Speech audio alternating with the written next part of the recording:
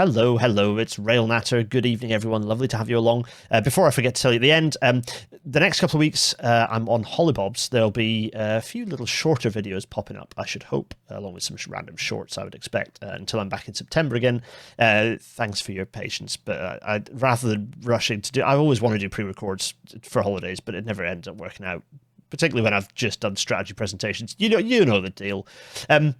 So that means there'll be a few bits and pieces in the meantime and a couple of missed bonus episodes, but I'll reward you with treats afterwards. Of course, bonuses are for the bonus episodes for the £5 and above Patreon supporters. But everyone who supports me on Patreon, you help these episodes continue to happen.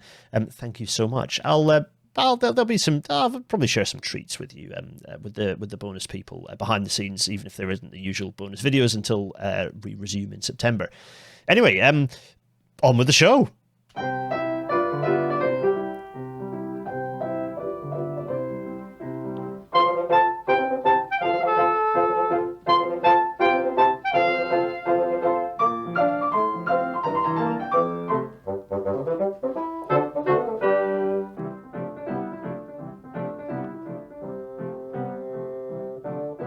Well, so recently, the greatest fantastic start. Excellent.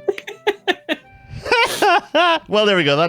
That'll do. Yeah, no, the Greatest Gathering has happened last week. No, the week before last. It was a week when I was presenting my strategy and I couldn't go. But all sorts of things were happening. But something caught my eye. You might have heard some laughing in the background. Spoiler alert as to what's about to happen. But yeah, one of the things caught my eye was popped up on LinkedIn was this simulator that I was fascinated. Oh, this looks interesting. What's going on with this? What's going on? And then Daisy, who is joining us, and we'll say hello to Daisy in a minute, was posting on LinkedIn about this thing, and I was just like, this looks interesting. And I wasn't the only one who found it interesting, because looking at the photos that you sent me through, Daisy, it was absolutely mobbed. A really busy a few days with this simulator. But I'm kind of, what is this? What is it? What is it? So...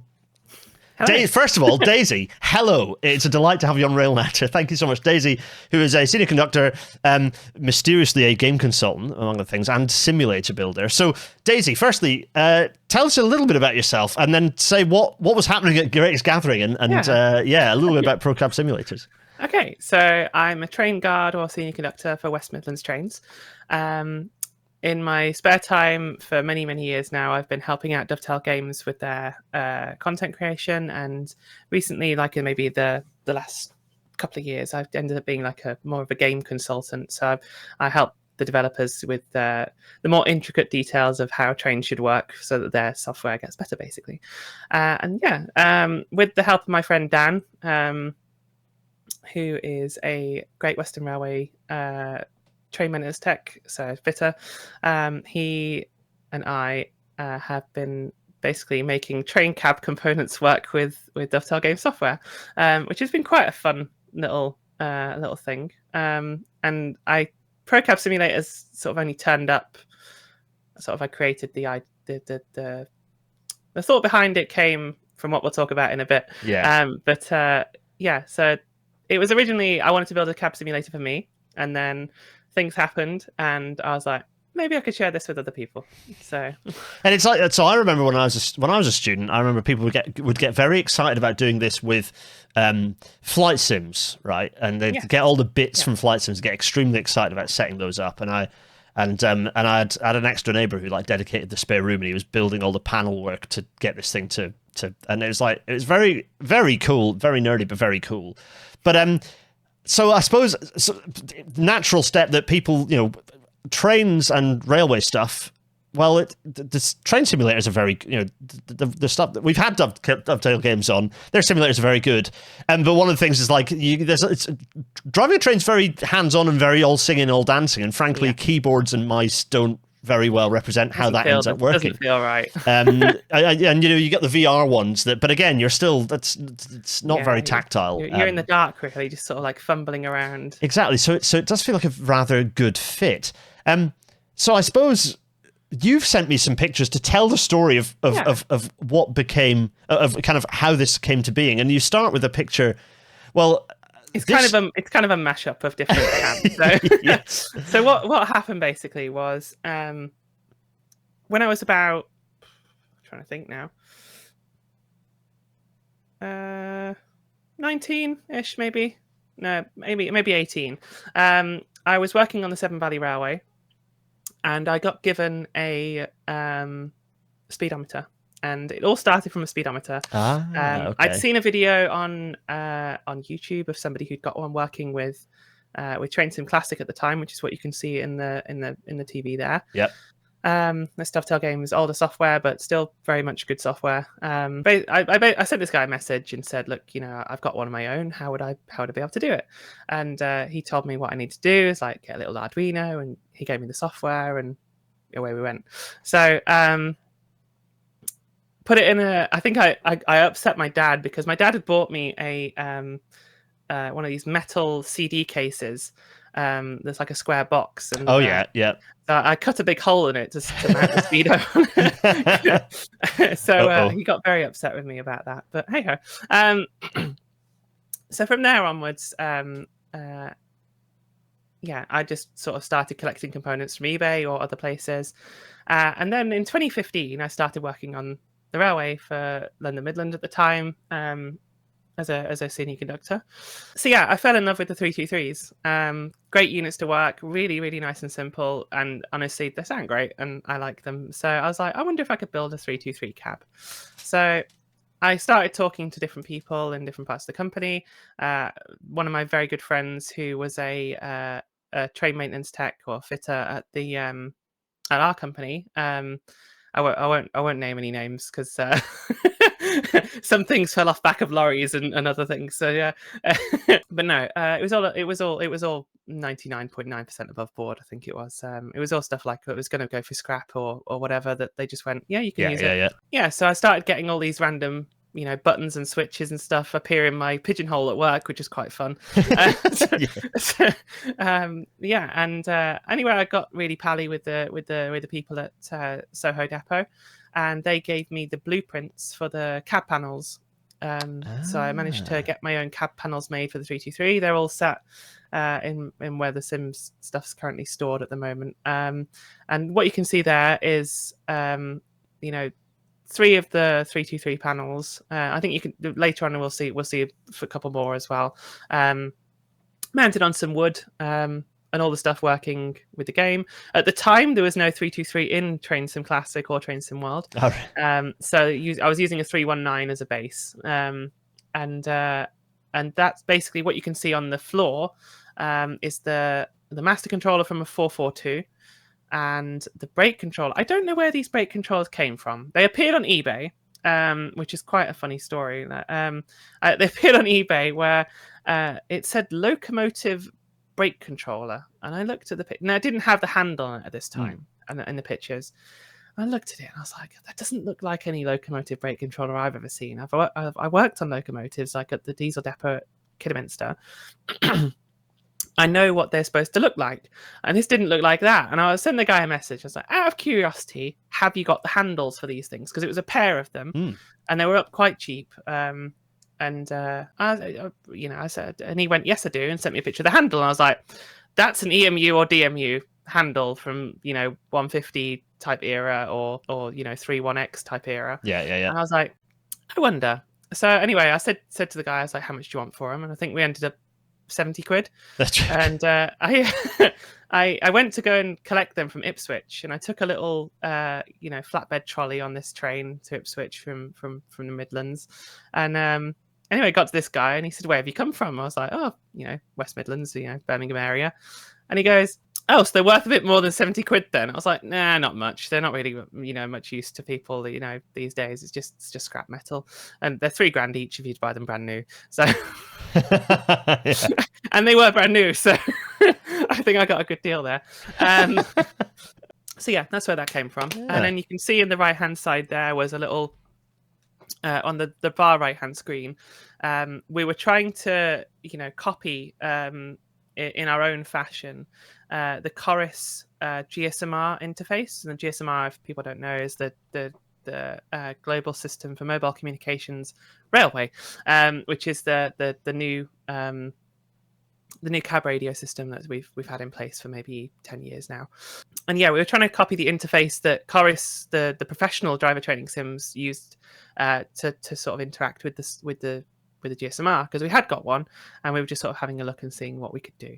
But yeah, that's where that came from, and that was all in my bedroom for many years, annoying my parents because my parents' bedroom's directly below mine, and they were like, "If you come crashing down through our ceiling with all these different train components, we're not going to be very happy with you." And I'm like, "Yeah, that is fair enough." Tell, right? So then there's more bits start appearing. We start seeing more bits on here. So Soho Depot and the 323s got an upgrade. They went from the old screens you see there to the new Train FX ones. I think they're in now. Oh yeah, crikey, for scale, double bed. So these are large bits of electrical stuff. Yeah, okay, crikey. So to get these working, it was actually quite tricky because I'm not amazing at wiring. I can do wiring, I can do basic wiring. And when it gets to the like really complicated stuff, I just sit there and just go, maybe I need somebody else's help. So I asked my dad about it, and my dad sort of like opened it up and said, did the old dad scratchy head thing, so we looked inside and we found there was a 110 volt down to 5 volts DC to DC converter, and we went, 5 volts is actually quite manageable. Let's do that. And we put 5 volts into it, and we got one line of LEDs. Okay. We were like, okay, clearly not enough ampage. Right. So I think it was 5 volts at 10 or 15 amps, I think it was. So it's quite meaty to get this thing to power on. So once it did power on, we then had to sort of like fumble around trying to find how to get the actual keypad working, and it's still a bit temperamental to this day, and I don't really know why. I think it's because there's not enough voltage in it, but it's I don't really want to mess around with much more than 24. No, because you might go pop, and that's exactly. No. I'd rather not go. Don't try this at home, kids. Yes, things of this nature. Yeah.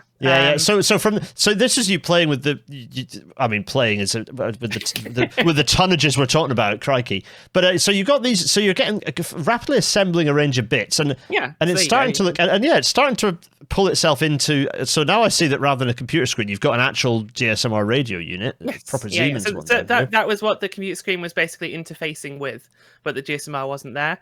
The GSMR was at Dan's house doing the coding on it, and you can see there we've added the left side door release panel. We sort of edited it, put some candles for ambience. And, candles are an important part of the experience. Yeah, absolutely. And then basically so that was all working at that point. Apart of the brake gauge not there because they're a bit of a pain to get working if you want to do them correctly. You can put a little servo in there, but it just doesn't quite look good. Doesn't look good. It's jaggery, it's jolty, and you want something better, really. And so that's what we've done. But that got put on the back burner because 323s are still in service. Yeah. I was going to say, I just put some I should have done a pre-warning of like, while we're talking about like this being put on the back burner, I just wanted to say also that this was going on behind all that. So behind that was my first ever attempt at a wiring loom and all the bits and bobs, talking to Arduinos and little relay shields and yada yada yada. It was quite funny actually. During this time, I think my mom had the local fire brigade come out to check our smoke alarms and stuff to make sure they're all up to modern standards and whatever. And it's just you standing in front of this door being like, nothing. Basically, what happened was they went, whilst we're here, we'll check all your plugs and your wiring to make sure that's all up to standard as well. Anyway, they come into my room and they went, "What's that then?" And I was like, "Oh, it's this, that, and the other." And they took one look behind it and went, "Nope," just walked out again. Oh, again, don't try this at home, kids. It's all low voltage, and it would have been all right. But equally, this does give me stress looking at it. So you went from so there's quite a dramatic. So you need to tell the story how we got from there to here. In January, it wasn't January. It was November last year. One of my other friends who knows about the project, and I've been collecting loads of components since before this point, and this has been, I've got so much stuff now, it's ridiculous. But just going back to the 323 very quickly, the reason I didn't progress any further is because the 323s are still in active service, and I couldn't get the main power brake controller. So the project kind of stalled, and I was like, well, there's not really much I can do with it at the moment. So, it looks pretty enough, but I'd rather wait until I've got the main power brake controller. You know, I've got things, you know, from eBay and from other companies who've sold me stuff, and you know, I've started to collect way too much stuff, almost like a hoarder. But I wouldn't say I'm that bad. I know when to stop sometimes. So yeah, in November last year, one of my friends who knows about the project sent me a picture of I think it was a class 170 or 171 power controller, which is very similar to the 323, and also with this. It didn't look like this in the picture. It was just classed as driver training simulator, and you know, disused basically. It was, you know, sold as seen. Yeah, it was on Facebook in like this railway badges and pin badges type of you know. I was well, like, so this whole grey simulator unit was being sold alongside some railway pin badges and things. Yeah, and it was just basically somebody who worked at Selhurst Depot had put it up online, and when, you know, would people be interested? And you know, loads of people got interested, you know, were interested in it, and I thought, because they went, oh, all accounted for now, and I was like, oh, that's a shame, it's all gone, whatever. Somebody I know who was trying to do something similar to me had commented, and I was like, oh, he's probably got it, whatever. Yeah. And I was like, yeah, fine, fair enough. And then December rolls around, and one of my work friends, who's a very closeted train enthusiast, who's a driver, he's plenty of them about. Yep. Yeah, you talk to him about loads of stuff, and then he'll just reveal to you that he's been, you know, traveling on trains, you know, in his spare time for years, and just like loves the things, but just won't say it out loud. Looking at you, Steve. But yeah, so no, he messaged me and said, "Oh, have you seen this?" And it was on Rail Forums, I think it was. And I hadn't got an account on Rail Forums. I tried to avoid the forums. They're kind of toxic places. You know, they're not exactly the best part of the railway world. But you know, there's some good gems on there, and obviously there's a lot of not so good things on there. But yeah. So anyway, I joined the Rail Forum site because I'd seen this thing on there, and the power brake controller wasn't there, but it was just this sim, and I was like, oh, maybe they had two of them or something. So I sent the person a message because they were like, you know, send us your offer and we'll consider it. And I said, because it was this along with there was like a signaler's driver, there was a signaler's control panel for the GSMR to work with the sims. So I was like, okay, I'll bid £1,000 because I'd saved up a bit of money. I was like, I'll bid £1,000. It'll be $750 for the sim, $250 for the signaler's GSMR thing. Yep. Got a response back maybe 2.5-3 weeks later, so we're almost in December now. The guy was like, yep, sure, nice one. I told him what I was doing with my project. I wanted to make a sim, and you know, I work on the railway, so it's not going anywhere that it, you know, shouldn't be. Could be misused, basically. Yeah. And he said, you know, when can you come pick it up? And I told him, and it's quite funny because he kept going on holiday or not being great at replying messages. It was really funny. So I was just like, oh, have I done something wrong? What have I done? Oh man, to all the people who I owe my responses to, you've not done anything wrong. I have ADHD. Yeah. Yeah. Yeah. So anyway, January rolls around. We've arranged to pick it up. I took my friend Will, who's one of the, I think he's like senior level coders for Dovetail. Okay. He's really interested in the stuff. And anyway, so we went in a van down to Selhurst Depot and collected this thing. It weighs about, at this point, it probably weighed about 200 kilograms. So it's quite meaty. Yeah. And it doesn't fit into a normal sized door either. So the way it got into the depot was they had to basically add a little separate side door alongside the normal door for the thing to get inside. And they've got these special ramps just to get it in, because it's in porter cabins. And they've got these special ramps to get it in and out if they needed to. But anyway, so we had to look around there, massive like load of stuff that they were getting rid of, and picked the bits and bobs we wanted. I think you can just see the signalers thing in the bottom of the picture. At the bottom, I think you can vaguely just see the signalers. Oh, in thing. Here, this thing here. Sorry, it's quite small. Yeah. But yeah, so anyway, we got it back. My dad has some ramps in my his storage place because he's got his own business, and I was just like, "Can I take up a bit of space?" Yeah. Uh-oh. And went and basically put it in my dad's storage place.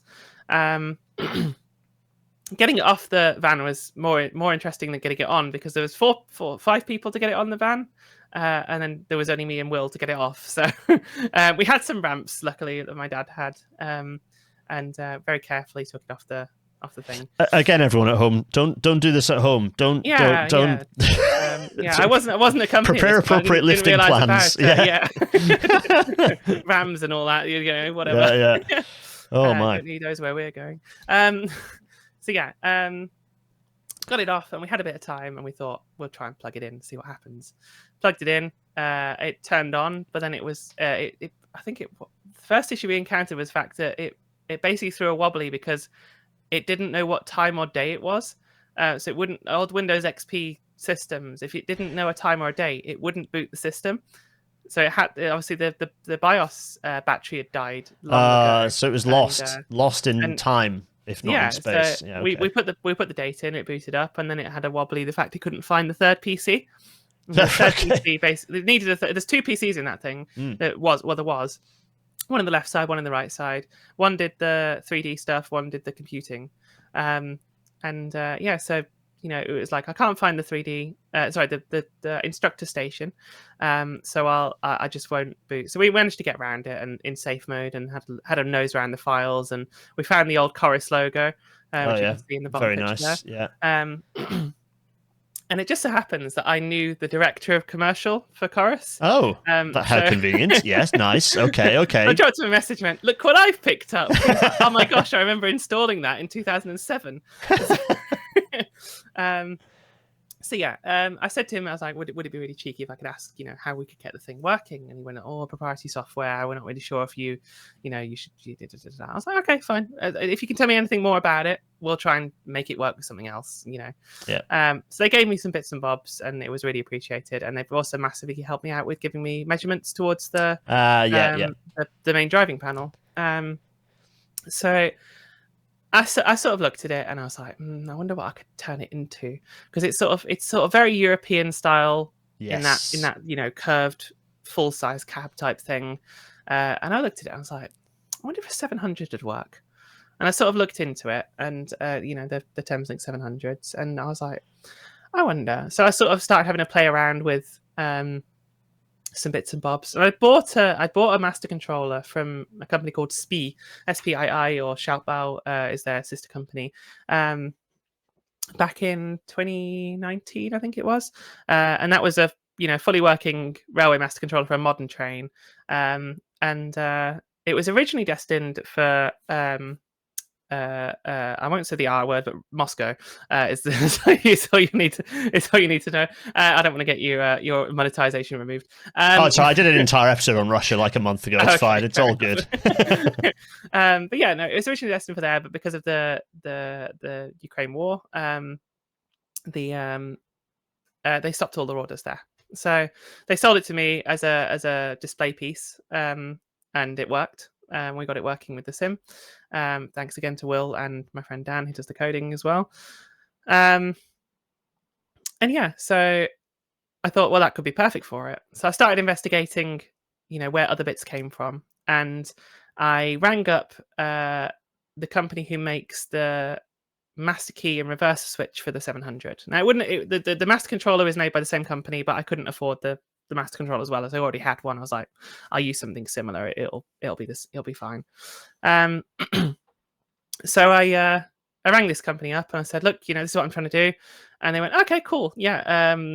This master key reverser is, X amount of money, way too much money, but whatever. But they're designed to last. They're designed not to need replacing in the train's lifetime, essentially. They need basic maintenance like lubricating in it occasionally, but they're not designed to fail. So obviously they want to make their money off it, and that's fine. And they've been incredibly helpful. Gassman is the company. Or Gassman, and they say the way they say it in Germany, and then it's quite funny because they had a little joke. They said, "We're not Gassman, we're just Gassman." But no, they were really good. There was an out of their control delay on the item, which meant it arrived maybe a week before the event or 2 weeks before the event at the Greatest Gathering. So I was very, very panicked about the fact that it wasn't here yet, and I just had 2 gaping holes in the yeah. in the sim. But yeah, so all the stuff arrived, and we plumbed it in, and I think you'll be able to see a very nice change in wiring on the next slide. Yes. Actually, no, because I've just while we've been doing this, I've edited in. I was like, let's have a look at a real one. So this is when I was cab riding earlier in the year, and you can sort of see the 3 screens. So a little hint as to that's what the real thing looks like. This is me doing an ETCS run, but here's the wiring. Yeah. Here's compare the wiring to earlier. So we upgraded the wiring somewhat. We wanted to make it look proper, and did it basically to modern standards of wire looms and correct wiring, label idents and that sort of stuff. And that took me and Dan. Oh God, how long did it take? I think it was about 20 hours to wire the whole thing up, and we used over 250 meters of cable and just that tiny sim.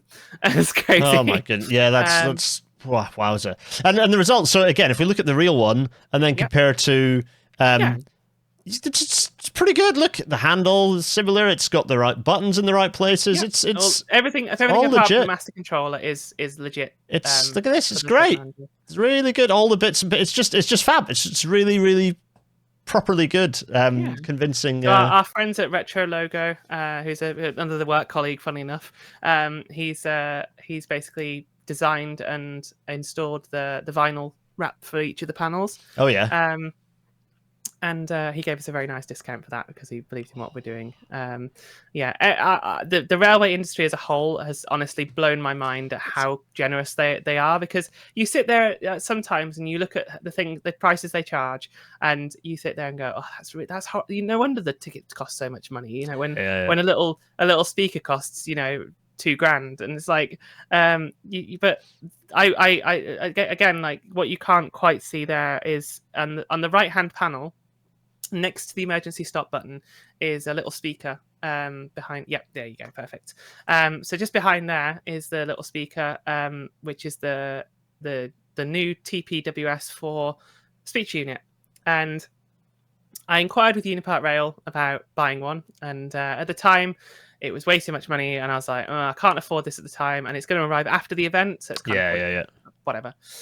Again, Facebook, amazing place. Somebody posted a picture of a little job lot they'd found in a scrap bin, and I sent the guy a message. I was like, look, I know you've only just got this, but I really need it from a project. I was like, I'd rather use the real stuff than replica, because it just sounds and feels so much better. And he said, I don't know if it works. And I said, all right, 50 quid if it doesn't work, and then 150 if it does. And he was like, yeah, that sounds great. Thank you very much. So anyway, got it home, didn't work. I was like, fine. So I was already LinkedIn connected with one of the lovely people at Unipart Rail, who I think she's the customer experience director. Sent her a message, told her what I was trying to do. By this point, I thought maybe I could make this into a wheelchair accessible type sim. I think it's 68 centimeters wide, so it's not perfectly wheelchair accessible for everything like we'd have on the railway, 70 centimeters, I think. But I wanted it to be as accessible as possible, and obviously future sims I make will be more accessible, because bigger cabs usually have bigger areas in them. But yeah, so anyway, I sent this person a message, and she basically said, look, I think it's an amazing project. I'll see what I can do to help you. So she went away, and then a week later I sort of poked her and I was like, oh, any chance, and she said, I'm really, really busy, sorry, Okay, fine, no problem. We spent another week, and I was like, right, this probably isn't going anywhere, but she's really busy, so it's fine, no problem. If it can't work. And then I went to a railway networking event in Derby, and went up to Unipart Rail. I said, oh, hi, is this person here, please? And this other person went, no, she's not today, but I work with her. How can I help you? And I told him about the project, and his eyes went like that. It's like a Christmas tree. It was great. He was like, what is it you need again? And I told him, and he said, give me a sec. here, Daryl, speak to this lady. Pass the phone across. And I told him what I was. He's like, oh, well, I don't know if I can find one, but maybe we'll see what we can do. When do you need it for again? I told him. I was like, I said, thank you very much. You know, if you can't, it's no problem. You know, whatever. And I said, thanks very much. And I passed the phone back across to him. He's like, thanks. And thanks, Daryl, and put the phone down. And then he looks at me dead in the eye and he goes, if he tries to charge you, you let me know. And I was like, I love that bit of the railway. Like that's the bit of the railway that we want to treasure, and is more of that. Yeah, brilliant. And like I went to Craig and Derricott, who make isolation switches, master key switches for different types of trains. They've been making stuff since the late 1800s, I think. Like they've been making stuff since the railways it existed. But I basically went to them and went, look, eventually I want to make this cab a bit more enclosed. You know, how would I buy the isolation switches? This is what I want to do. And Craig and Derricott basically sold me 14 of the isolation switches at what it costs them to make, rather than £15,000. Oh, I think it's probably more than that, but it was an incredible discount, and I'm really, really grateful to Craig and Derricott. Thank you, Martin. Honestly, honestly blown my mind. You know, Thales, who are now under Hitachi Rail, I think it is. I told them about what I was trying to do, had a meeting with them, and they were like, that's an amazing project. What do you need? And I was like, well, in the future, I kind of want to make a couple of different more modern cabs with more modern safety systems. I'm looking for a TPWS4 driver's control panel.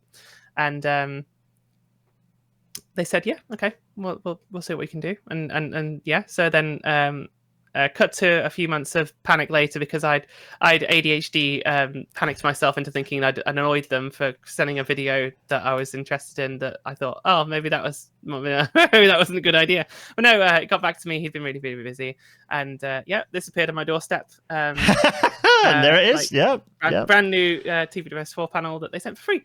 So just amazing. So it's actually a massively pull through there for a little future project I'm potentially planning, but obviously funding is a little thing at the moment.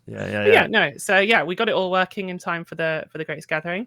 So I was going to say, so you have this amazing thing, and here is a Greatest Gathering with actually being nicely modded by. This is Jo, by one of the I think she's the depot manager at Soho. Oh yeah, okay. She's a lovely friend of mine who's been helping me out with parts for years as well. Nice. So Jo came and had a go, and lovely, and it was like, I was going to say, you can see it in action. So here is you setting up like the cab. Very brief.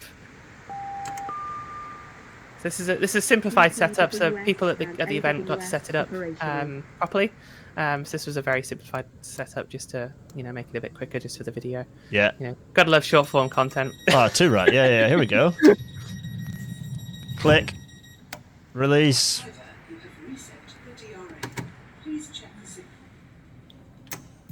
And here we go. Ignore the music in the background. It was somebody. This is on the Thursday when we were all setting up, and it was just testing. Oh, really? Yeah. Oh, look, and there we go. Look at it. Off we go. Yeah, look at that. It's brilliant. Thank you.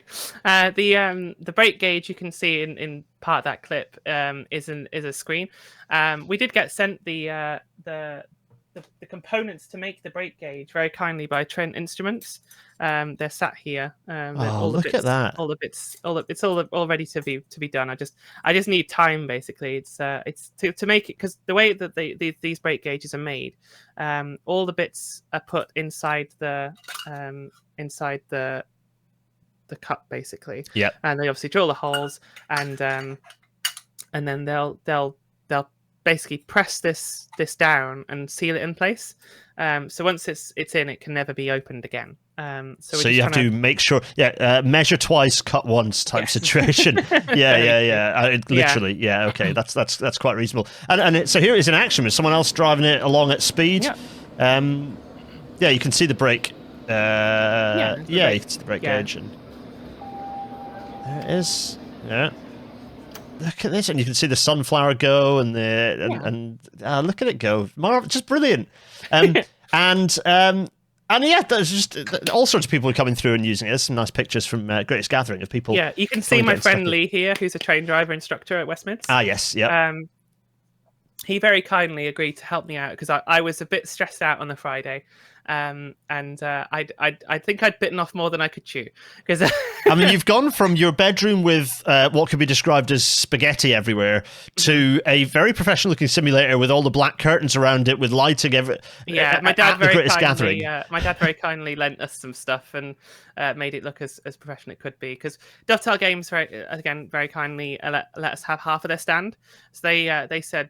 We basically had this red cage, and you wouldn't be able to tell it's a red cage from the pictures you can see outside of the thing. But it's basically a red cage that they use for storing stuff that we basically had half of, and Dovetail Games had the other half. And Dovetail were really, really appreciative of the fact that we were able to basically have an attraction for people to come to, and then they could then go and speak to Dovetail afterwards, or vice versa. Yeah. As I said, one of the earlier pictures really nicely showed. Yeah, we could see Dovetail next door, and I think in one of the early pictures that I put up. And one of the key things, and you mentioned it earlier, which I'm glad you kind of foreshadowed it, is it's accessible. It's much wider range of people can use it, right? Yeah. So I think it's the first wheelchair accessible sim ever, or and it's professional. I've tried to make it as professional grade as possible, and I'm going to keep building that up. So basically it will be as professional as possible, but I want to make it so that it's as accessible as possible too. We had a slight issue, which you'll notice down on the floor.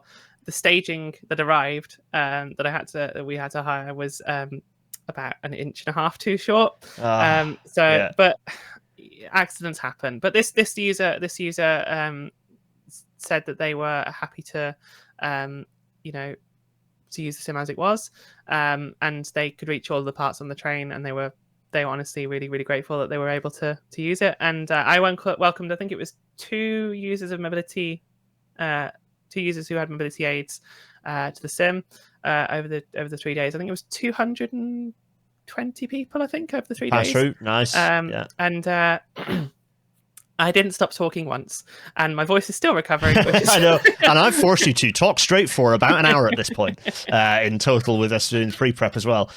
So you've been an absolute champ. I know what talking that, because that's Rail Live for me when I do Rail Live, which you should be at Rail Live next year, by the way. I look forward to seeing you at Rail Live. Maybe the problem is transporting it. So that is true. You need to get it. You need a container, a shipping container that you can roll it into and out of. A little 20-foot one. Maybe I'll have a permanent location. Well, I was going to say, talking of which, so before we do that, there's some foreshadowing. Before we kind of talk, there's a nice picture of you with the train sim, Train Sim World 5 t-shirt. On the other side. Hello, Dan. Dan's the one who's done the coding. Nice. And he's honestly an amazing person. He's just awesome. Shout out to Dan, and so here it is with someone from, as I said before, we've had Dovetail Games do an episode telling us how to build a train simulator. So it kind of a nice pairing to this one, actually, for anyone will go back and listen to that one. But yeah, here you are, and here's Dan, and here is Reese from Dovetail Games, indeed, and riding away. And look at it; it looks very pro. It's great. And I suppose this gives a chance to talk about the future. So you've done this. This started out as a bedroom personal project. Yeah. It's become a something that can be used by many. What interest did you have at Greatest Gathering about it, first of all, and then what are you kind of thinking about as your plans for the future? So I wanted to take it to the Greatest Gathering when I got asked to by Dovetail. They said, "Oh, that's really cool. Would you like to come with us to the Greatest Gathering?" And I wanted to see if it would be popular, because I've talked to people about this, and they've gone, "Oh, I'd love to have a go." And that's people who don't have an interest in trains at all. Yeah. And they've got, "Oh, I'd love to have a go with that." And I'm like, okay, interesting. But there were other sims at the event, but from what I could tell, they would need to leave their chairs. A wheelchair user or mobility aid user would need to leave their chair to access the driver's seat. Yep. Which I didn't think was very accessible towards, towards accessibility. Maybe looking in the cab's at one thing, but asking a person to leave their chair if they may not be able to is not great. But yeah, so it is what it is. I've not got anything against people who've got full cabs turning them into sims. I think it's a great idea, but I just think that it needs to be done from the ground up, making it as accessible as possible. I'm the starting benefit, the whole point is that the benefit of building it the way you have is that you can do things that you don't if you just saw the front of a train off and put it in like that. Yeah, exactly. Yeah. You got to modify your cab, and you've got to basically take the back wall out and whatever. Which is, people can do that. That's that's totally up to them. But I think that it needs to be done in a way that means that a wheelchair user or person who, for example, has a hearing difficulty, because I'm planning to do some stuff for people who have hearing difficulties. So like a light will flash for the driver's safety device or vigilance, or a light will come on for the automatic warning system, and it will just be explaining to that person, when you see this one, press this button. When you see this one, press this button, and simple as that. And so, some other things as well. Me and my family were having a conversation last night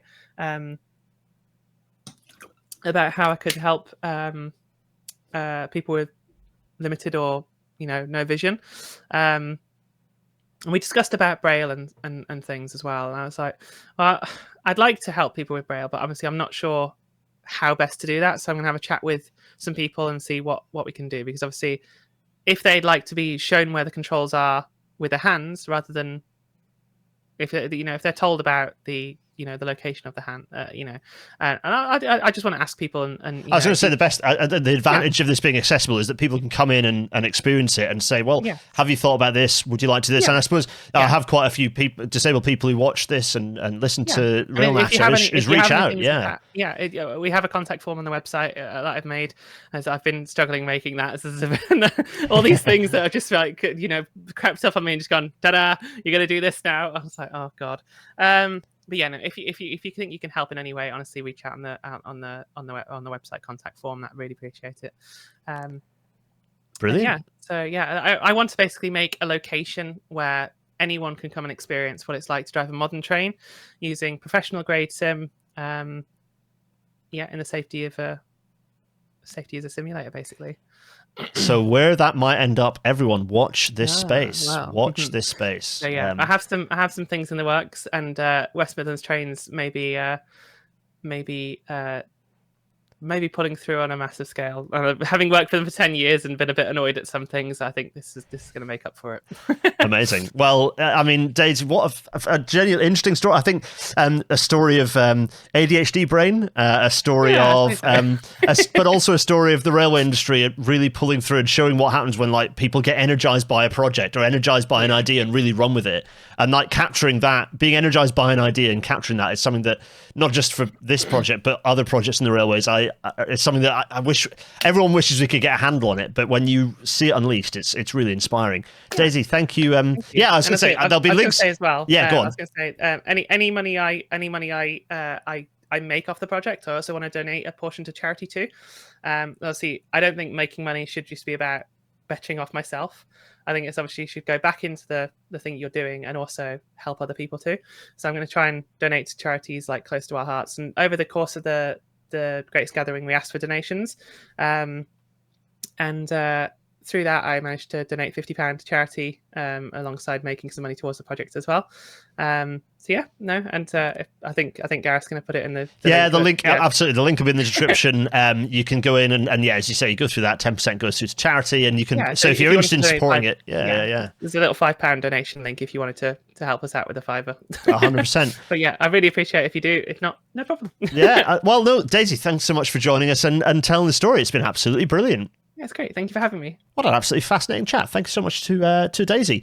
A quick reminder, £5 plus on Patreon gets you more than the exclusive Discord channel access and appearance in the end credits. You also get Q&A sessions. You get the, apart from the next couple of weeks, weekly bonus Rail Natter short episodes. I answer your questions. It's been a random mix of all sorts actually so far, but always keen for suggestions. You get little behind the scenes peeks, first dibs on event tickets.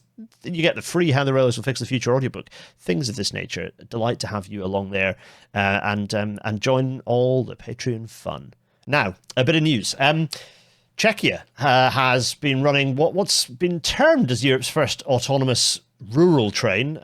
These things are always a bit fiddly because we've had driverless autonomous trains for a very long time. But in terms of a rural railway that has an autonomous, that has is run by the machine with only an attendant, driver attendant, rather than actually in control of the vehicle.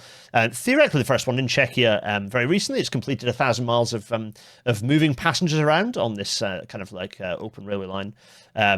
This train is called Edita. It operates a little 24-kilometer sort of. Well, technically, it's a kind of a. Yeah, it's running on a little sort of rural line between Kopidno and Dolny Busov. My pronunciations of Czech, dreadful, I would imagine. And it also ran on a test track for a while where it had like things like level crossings and animals and things of this nature. It has been running with an attendant. It's not it's not pulling in like major miles, but it's interesting. Railways. I would continue to say that actually rural railways, you want to have someone on the train. But if that person can be on the train rather than in the cab, then great. The value of doing so versus, all the complexity that a rural railway has to deal with, but a lot less than autonomous cars on roads, because at least your vehicle all it's doing is changing its speed. It's not changing the direction it's going. And you can build fences and things that keep vehicles out. Only level crossings are generally the problem, or big animals. If you're in Czechia, you might hit a bear. I don't know. Anyway, the point being that you have all sorts of different technologies that they've been trialing on this, and it seems to have been functioning. It's multiple 100 million some serious million going into it. Is it Czech? Is it kuna? The Czech kuna, 320 million Czech kuna going into this. Anyway, so yeah, interesting little project to be paying attention to. We will pay close attention as this continues to develop. We hop over to Ireland for our next bit of news. Rich idiot Dermot Desmond is saying that no, you don't need to build the metro system for Dublin or the line, the kind of the Metrolink line. We've covered this in our Ireland episodes a little while back. We don't need to build that because AI will derail the Metrolink and render it both useless. What was the words? Useless and redundant, or something of this nature. I mean, this is obvious, utter gibberish, but it's something that's been frustrating me that we're seeing this sort of junk coming out more and more now. It seems to permeate not just the minds of rich mustachios, but also increasingly on Twitter. I've had some of these strange replies where it's like, well, here's a conversation of me talking about the wheel rail interface and why buses, why trains and buses are not, you can't, basically why there's no such thing as a trackless tram. There isn't. It doesn't exist. It's a bus, which is fine. Buses are great, but they serve a specific function. They can never be as good as in terms of moving people efficiently as rail systems because of the fundamental steel on steel that you get in the wheel rail interface. The reply to which I got, thanks for this comment, due to the fact that virtualization is making progress, I wonder if that will still be the case in 5 to 10 years. In the end, it is about technology, which is a completely baffling reply. Nevertheless, one that I've started getting these sorts of replies popping up more and more. Like, no, but technology, virtualization will make that irrelevant. It goes back to all the stuff I used to get with Hyperloop, where they used to say, well, virtual coupling will solve all the problems, or, well, convoying the fleet or magic switches will render the it's no. Fundamentally, also just this hijacking of the meaning of tech. It's like no, technology is a thing. What you're describing, the tech industry is just the website industry. They just make websites. That is basically what it is. Silicon Valley is just the website industry, and that's fine.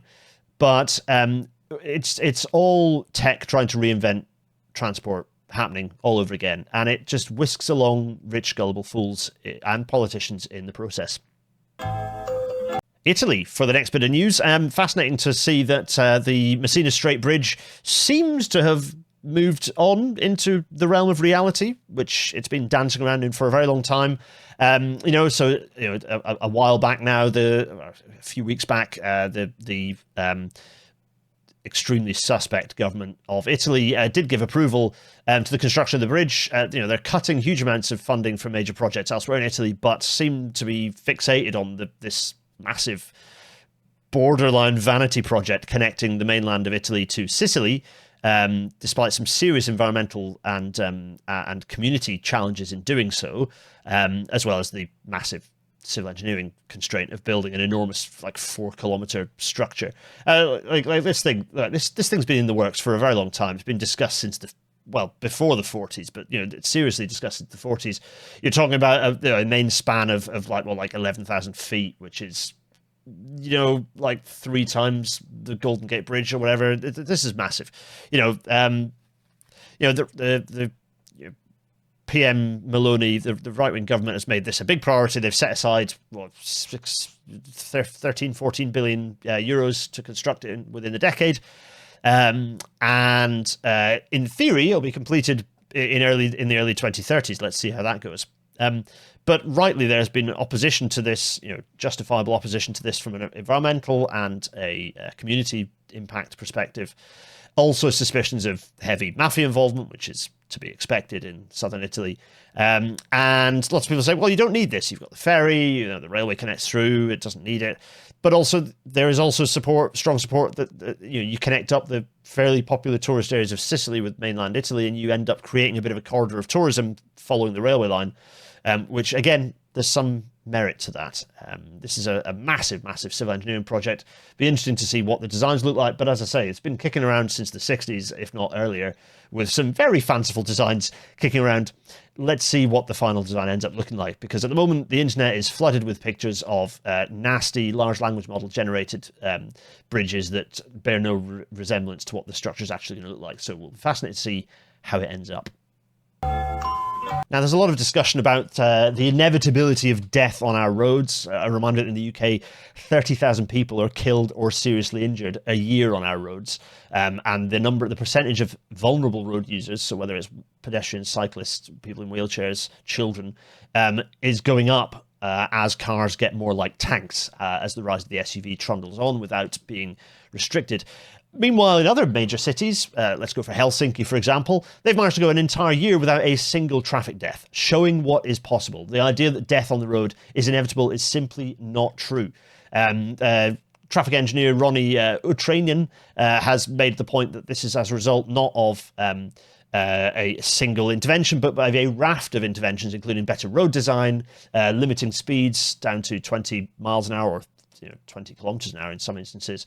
It's extremely impressive to see how quickly this is reduced, because there was a fatal accident in July 24. It's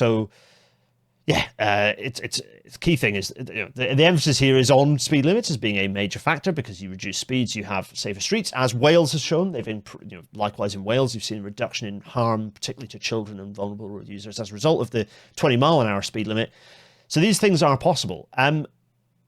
There at the same time, we've seen in London, Sadiq Khan in theory has a strategy to reduce harm on the roads, but it is not ambitious enough. And Caroline Russell, the Green Party Assembly member, has actually put forward a report this month, I think it was last week, talking about how to do better, how to approach. Basically aim for London to get 0 road deaths. There are ways to do this, and I think I look forward to getting Caroline Russell on the podcast to talk through this. I think it'd be very interesting to pick through this and understand what the art of the possible is. But as the report says, changing the narrative, ending the acceptance of road death in London. Proposals for Vision Zero Action Plan 2 from TfL by Caroline Russell, Assembly member. Yeah, so I think that'll be really interesting to have a look through, but we must stretch our vision beyond, a little bit of harm reduction here or there. It's possible to eradicate harm from our roads, and we should be aiming to do just that.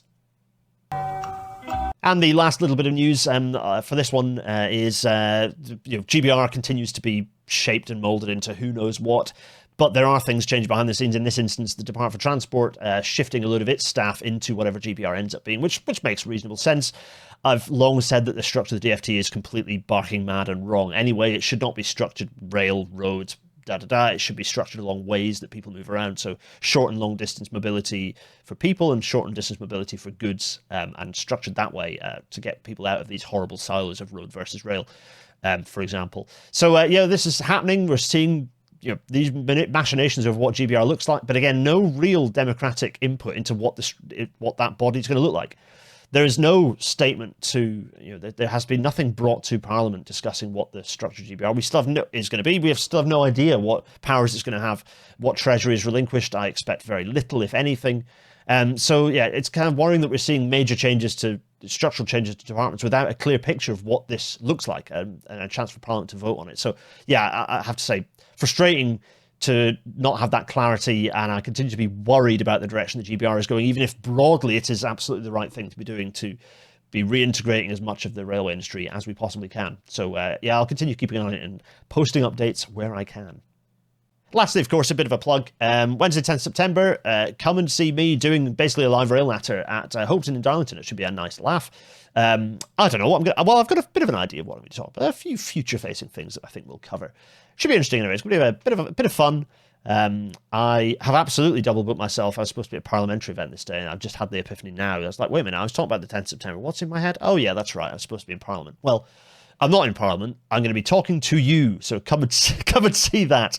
In the meantime, have a lovely next couple of weeks while I'm off gallivanting in southern Italy, actually, for a wedding out there, which is nice, with the little one. Anyway, I digress. I'm going to wave vigorously at you all as I say cheerio. Everyone, cheerio!